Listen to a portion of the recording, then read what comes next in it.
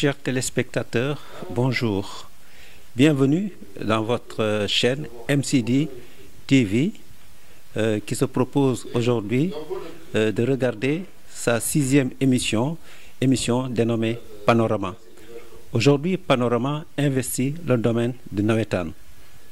Comme vous le savez, par deux fois la semaine dernière, le mouvement navétane a basculé dans la violence. D'abord à Rufisque, au stade Ngalandou Diouf, des supporters se sont battus et cela s'est soldé par un mort et plusieurs blessés. Quelques jours plus tard, c'est à Sandiara, dans le département de Mbour, il y a eu des échauffourées entre supporters. Là-bas, il y a aussi des blessés. L'on est en droit alors de se poser la question, qu'est-ce qui se passe dans le mouvement navétane? Pour répondre à ces questions, nous avons sollicité l'avis du patron national du sport navétane, en l'occurrence Amadou Kane. Nous allons l'écouter. Bonjour, président Amadou Kane. Il y a quelques jours, dans le mouvement navétane, précisément au stade Ngalandou Diouf, au terme de quelques violences, il y a eu un mort et plusieurs blessés graves. Quelques jours plus tard, à Sandiara, dans le département de Mbour, au terme d'une dispute entre deux ASC, il y a eu de la violence encore avec plusieurs blessés graves, dont certains sont hospitalisés. L'on a tendance à se poser la question, qu'est-ce qui se passe dans le mouvement navétane? Est-ce que ce sont les vieux démons qui ressurgissent? En tout cas, il y a beaucoup d'interrogations qu'il faut se poser.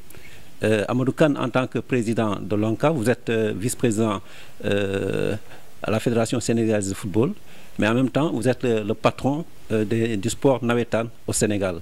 Qu'est-ce que cela vous fait? Mais bonjour à ceux qui sont en train de nous regarder. Je voudrais d'abord dire l'amertume que l'ONCAV a par rapport à cet événement douloureux qui s'est passé à Rufisque.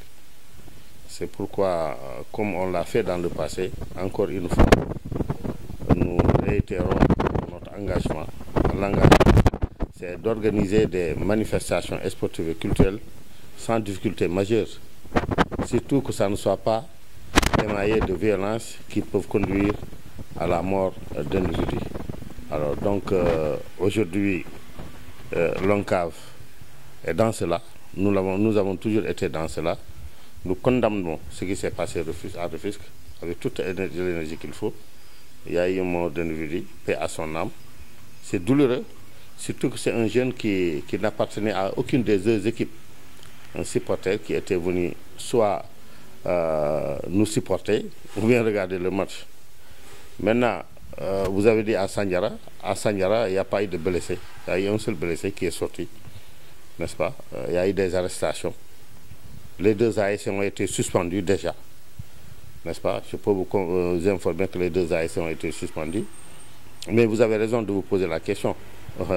Est-ce que ce ne sont pas les démons? Effectivement, c'est les démons. Pas seulement les démons du navétane, mais les démons de la société. Je pense, comme nous l'avons toujours dit, nous avons dit qu'il y a de la violence dans le navétane, mais à chaque fois qu'une ASC, une entité, une personne a été distinguée dans des faits de violence, nous l'avons sanctionné. Que ça soit à Rufisque ailleurs. On ne peut pas aujourd'hui nous citer un exemple, un fait de match qui a émaillé des violences sans même qu'il y ait mort d'individus, n'est-ce pas? Et que ces ASC-là ne soient pas suspendus. Donc c'est vraiment regrettable ce qui s'est passé là-bas, comment ça s'appelle encore, à Rufisque. Mais comme j'ai dit, ce qui s'est passé à Rufisque, on cherche des explications. C'est pourquoi d'ailleurs jusqu'à présent, la zone n'a pas sorti le PV le sanctionnant. Les officiels sont en train de se... Pourquoi je le dis? Avant le match, il y a eu des réunions de sensibilisation au niveau de chaque ASC. Il y a une réunion technique en présence des forces de sécurité. Il y avait un engagement de tout un chacun. Donc c'est pourquoi je retiens le mot fort que vous avez utilisé, n'est-ce pas, les forces occultes, n'est-ce pas? J'ose espérer, et c'est ma conviction, que ce qu'on a vu à Rufisque ne fait pas partie du navétane. Ça ne doit pas faire partie du Nawetan. L'objectif du Nawetan, c'est de réunir les gens, faire de manière qu'on le fasse dans la discipline, n'est-ce pas? Donc nous condamnons encore, n'est-ce pas, avec toute l'énergie qu'il faut par rapport à ces faits de violence-là. Nous nous engageons encore à faire de manière que jamais plus ça. On ne peut pas stigmatiser le mouvement Nawetan comme étant un mouvement violent, mais on peut craindre une sorte d'infiltration. Est-ce que vous ne pensez pas que ce mouvement Nawetan est infiltré? Mais vous savez pourquoi on peut être à l'aise de le dire? Parce que vous savez, les supporters d'une ASC, on ne peut pas dire aujourd'hui, on ne peut pas les déterminer. Quiconque, chaque Sénégalais peut se réclamer supporter d'une ASC. N'est-ce pas? Donc l'infiltration, elle est là.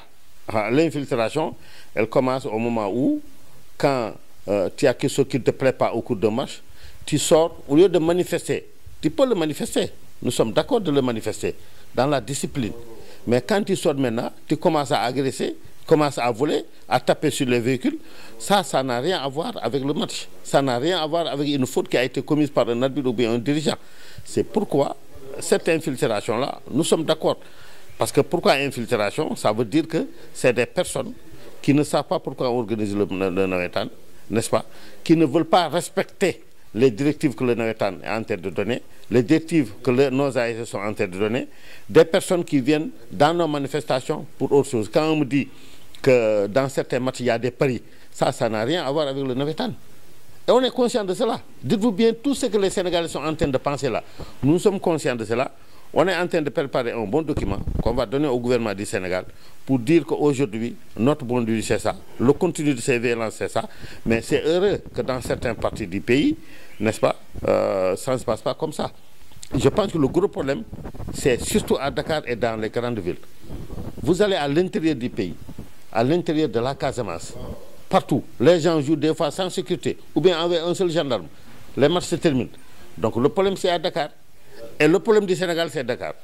Tout ce qui est bon, on peut dire qu'on le retrouve à Dakar. Mais tout ce qui est mauvais, la racine du mal, c'est à Dakar ou bien dans les grandes villes. C'est pourquoi, vous l'avez bien dit, ce n'est pas l'apanage du Nawetan. Mais nous sommes d'accord qu'aujourd'hui, s'il y a quelque chose qui peut gangréner vraiment la société sénégalaise, c'est la violence.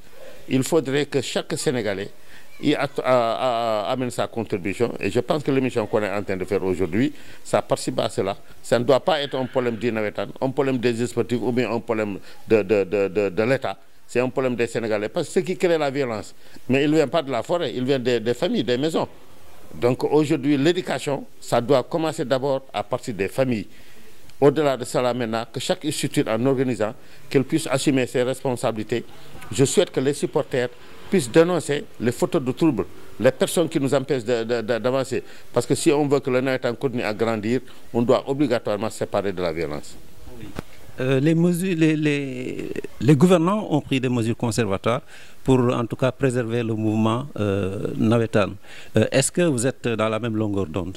Oui, c'est nous d'abord qui avons suspendu, avant qu'il y ait conseil des ministres, avant que le ministre nous dise. C'est l'ONCAV d'abord qui a pris la décision de suspendre provisoirement les compétitions du CNP au niveau de la région de Dakar. On ne pouvait pas faire autrement. Le préfet pouvait le faire, le gouverneur, le ministre des Sports.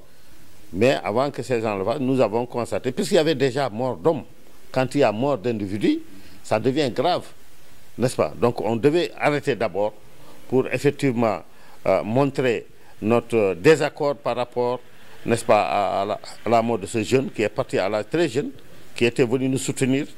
Mais aussi, on devait arrêter pour voir quels sont les dégâts. On devait arrêter pour effectivement éradiquer définitivement ces faits de violence-là. C'est pourquoi nous avons arrêté. Et jusqu'à aujourd'hui, les compétitions sont arrêtées.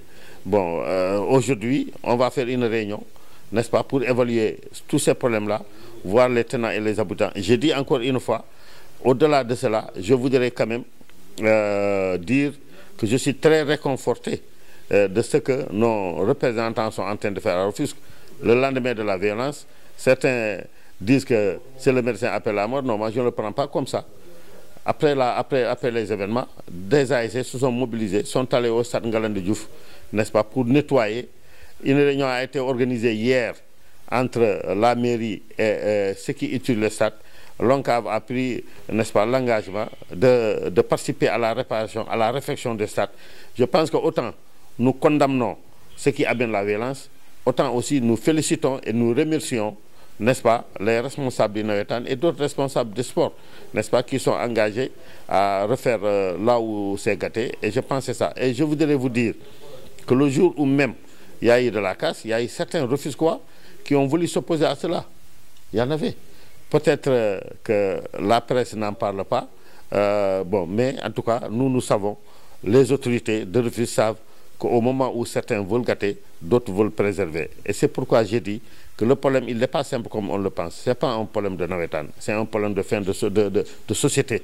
Il faudrait donc ensemble qu'on voit. Sinon, ça peut être grave. Je dis encore une fois que ce qui s'est passé, nous le condamnons. La violence sur toutes les formes, toutes ses formes, nous le condamnons. Nous condamnons aussi les violences verbales. Quand aujourd'hui, on regarde qu'il y a une certaine presse, ou bien dans les réseaux sociaux, le jour où il y a les événements, certains parlaient de 7 morts et de 8 morts. Je pense que ce n'est pas normal cela. Il faudrait que, quand on est responsable, n'est-ce pas, qu'on soit journaliste ou bien un citoyen simple, il ne faut pas, n'est-ce pas, mettre de l'huile dans le feu. Parce que déjà, le feu était déjà là, il y avait des blessés, n'est-ce pas, il y avait comment ça s'appelle, encore un décès.